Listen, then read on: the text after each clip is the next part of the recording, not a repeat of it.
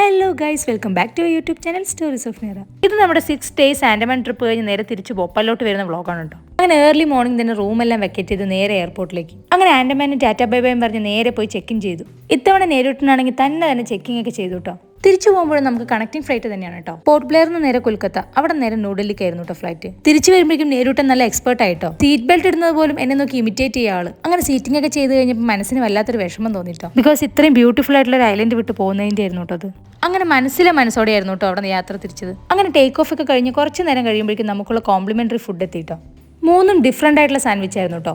ഒരു ചിക്കനും ഒരു പനീറും ഒരു വെജ് സാൻഡ്വിച്ചും. അതിൽ ചിക്കൻ സാൻഡ്വിച്ച് ആയിരുന്നു കേട്ടോ എനിക്ക് ഏറ്റവും ഇഷ്ടമായത്. എല്ലാത്തിലും പിന്നെ കോമൺ ആയിട്ട് നല്ല ബട്ടർ ഒക്കെ ഉണ്ടായിരുന്നു കേട്ടോ. നല്ല ടേസ്റ്റ് ആയിരുന്നു കഴിക്കാൻ. നേരിന് ഞാൻ ചെക്ക് ഇൻ ചെയ്യുന്നതിന് മുമ്പ് തന്നെ ബ്രേക്ക്ഫാസ്റ്റ് കൊടുത്തായിരുന്നു കേട്ടോ. അതുകൊണ്ട് അവള് കഴിച്ചില്ല. ഇപ്രാവശ്യം കോംപ്ലിമെന്ററി സ്നാക്സ് ആയിട്ട് മക്കാനാണ് കേട്ടോ കിട്ടിയത്. അത് അവൾക്ക് ഒത്തിരി ഇഷ്ടമായതുകൊണ്ട് അത് മാത്രമേ കഴിച്ചുള്ളൂ ആള്. അങ്ങനെ ഒരു 10:30 ഒക്കെ ആകുമ്പോൾ നമ്മൾ കൊൽക്കത്ത എയർപോർട്ടിൽ റീച്ച് ആയിട്ടോ.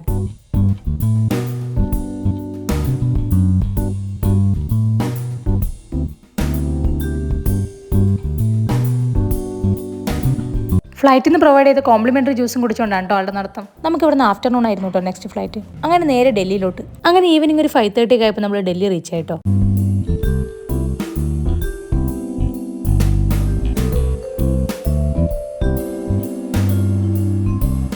അങ്ങനെ എയർപോർട്ടിനകത്ത് തന്നെ ബേബി കെയർ റൂമിൽ ചെന്നിട്ടായിരുന്നു കേട്ടോ ആൾക്ക് ഡയപ്പർ എല്ലാം ചേഞ്ച് ചെയ്ത് കൊടുത്തത്. അതിനകത്ത് തന്നെ മോയ്സ്ചറൈസറും ലോഷനും കാര്യങ്ങളൊക്കെ ഉണ്ടായിരുന്നു കേട്ടോ. അതും കൂടെ ചെയ്ത് കഴിഞ്ഞപ്പോൾ ആളൊന്ന് ഫ്രഷ് ആയി. ആൾക്കാണെങ്കിൽ അവിടെ ഒത്തിരി ഇഷ്ടമായിട്ടോ. കുറച്ച് നേരം അവിടെ കളിയൊക്കെ കഴിഞ്ഞിട്ടാണ് പിന്നെ അവിടെ നിന്ന് പുറത്തിറങ്ങിയത്. നമ്മൾ എയർപോർട്ടിൽ നിന്ന് പുറത്തിറങ്ങുമ്പോൾ ഓൾമോസ്റ്റ് ഒരു 6:30 ഒക്കെ ആയിട്ടുണ്ടായിരുന്നുള്ളൂ.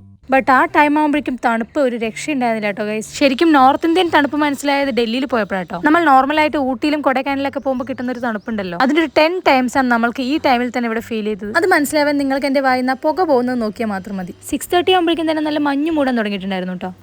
നമ്മളിവിടെ നിന്ന് നേരെ പോകുന്നത് ഡൽഹി മെട്രോയിലേക്കാണ് കേട്ടോ. ഇതെന്റെ ഫസ്റ്റ് മെട്രോ റൈഡാണ് കേട്ടോ. ഞാൻ ഫസ്റ്റ് ടൈം ആയിട്ടാണ് മെട്രോയിൽ കയറുന്നത്. അങ്ങനെ ഈ ഒരു ട്രിപ്പിലൂടെ നേരുവിൻ്റെ ഫസ്റ്റ് ഫ്ലൈറ്റും എൻ്റെ ഫസ്റ്റ് മെട്രോ റൈഡും നടന്നു കേട്ടോ. അതും ഫസ്റ്റ് തന്നെ ഡൽഹി മെട്രോയും. എനിക്ക് അത്യാവശ്യം നല്ല എക്സൈറ്റ്മെന്റ് ഒക്കെ തോന്നിയിട്ടുണ്ടായിരുന്നു കേട്ടോ. നേരിന് പിന്നെ ട്രെയിനും ഫ്ലൈറ്റും ഷിപ്പും എല്ലാം ഒരേപോലെ ആയതുകൊണ്ട് ആൾക്ക് വലിയ റിയാക്ഷൻ ഒന്നും ഉണ്ടായിരുന്നില്ല.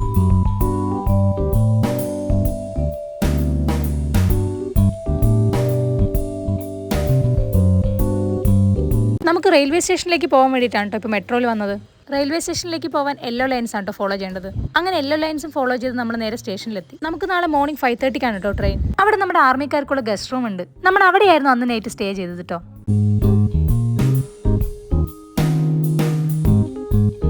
അങ്ങനെ റൂമിലെത്തി ലഗേജ് എല്ലാം എടുത്തു വെച്ച് കഴിഞ്ഞതും അതിനകത്തുണ്ടായിരുന്ന റെസ്റ്റോറൻറ്റിൽ നിന്ന് തന്നെ ഫുഡും കഴിച്ചു. അങ്ങനെ ഇന്ന് നൈറ്റ് ഇവിടെ സ്റ്റേ ചെയ്തു.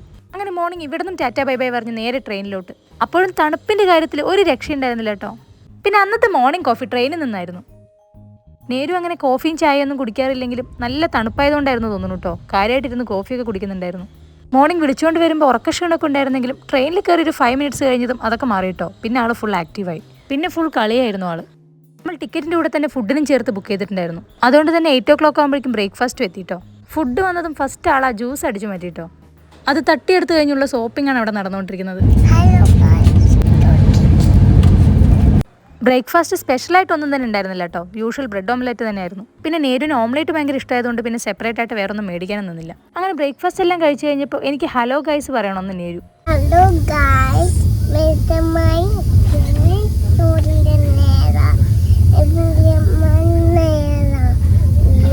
പിന്നെയും കാര്യമായിട്ട് എന്തൊക്കെയോ പറയുന്നുണ്ടായിരുന്നു കേട്ടോ. വീഡിയോ ലെങ്ത് കൂടണ്ടെന്ന് വെച്ച് ഞാൻ കട്ട് ചെയ്തേ ഉള്ളൂ.